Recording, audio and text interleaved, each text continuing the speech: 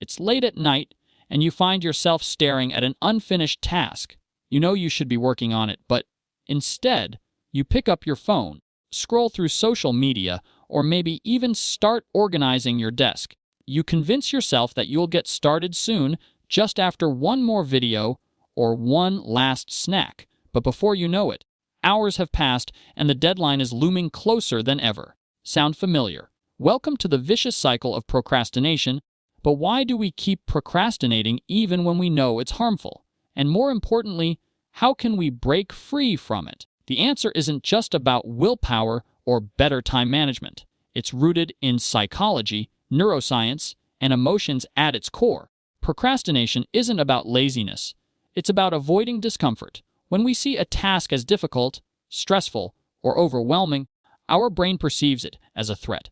This triggers the amygdala, the part of the brain responsible for processing emotions, especially fear and anxiety. When this happens, your body's natural response is to seek immediate relief. So you turn to distractions that provide instant gratification, whether it's watching YouTube, scrolling on your phone, or doing anything except the actual task at hand. Psychologists call this short-term mood repair.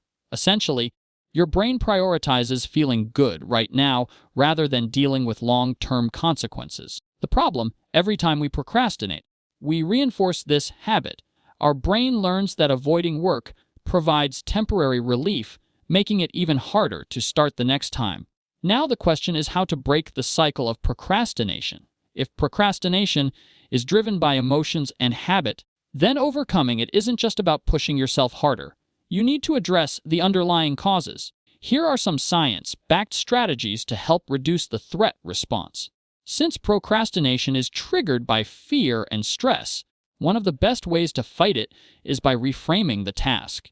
Instead of seeing it as a huge, overwhelming challenge, break it down into smaller, more manageable steps.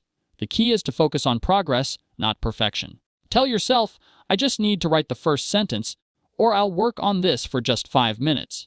This technique, known as the Zeigarnik effect, plays on the idea that our brain hates unfinished tasks.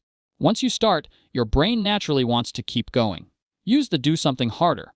A surprising way to beat procrastination comes from research on dopamine and motivation. Instead of waiting for motivation to strike, put yourself in a situation that's even more uncomfortable than the task itself. For example, take a cold shower, do an intense workout, or challenge yourself with a difficult puzzle. When you engage in something that demands effort, your brain snaps out of its passive avoidance mode and becomes more willing to tackle difficult tasks. Eliminate distractions before they hijack your focus. We often procrastinate because distractions are so easily available. If your phone is within arm's reach, your brain will constantly crave the instant dopamine hit of checking messages, social media, or watching videos. The solution: make procrastination harder than working. Try setting up an environment where distractions are removed before you start working. Use apps that block social media. Put your phone in another room, or use techniques like the Pomodoro method, working in short focused bursts, followed by short breaks. Lower the emotional resistance. Self-compassion is a powerful tool against procrastination. Studies show that people who forgive themselves for past procrastination are less likely to repeat the behavior.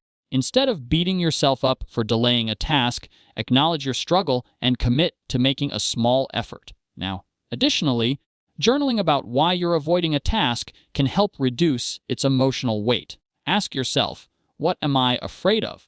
What's the worst that could happen? More often than not, you'll realize that the fear is exaggerated. Create artificial deadlines and accountability. One reason people procrastinate is that deadlines feel too distant. Creating artificial deadlines, such as telling a friend you'll send them your work by a specific time, can create a sense of urgency. Public accountability makes it harder to back out. Similarly, using temptation bundling can help pair a task you don't want to do with something enjoyable. For example, only allow yourself to listen to your favorite podcast while doing an unpleasant task like cleaning or exercising. The brutal truth about procrastination is that it's not just about poor time management. It's about how our brain deals with stress, discomfort, and fear.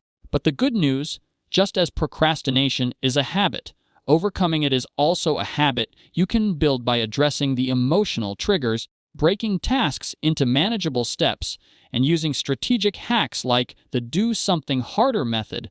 You can retrain your brain to take action instead of avoiding it. The key is not to wait for motivation, but to take small intentional steps, because action creates momentum, and momentum fuels motivation.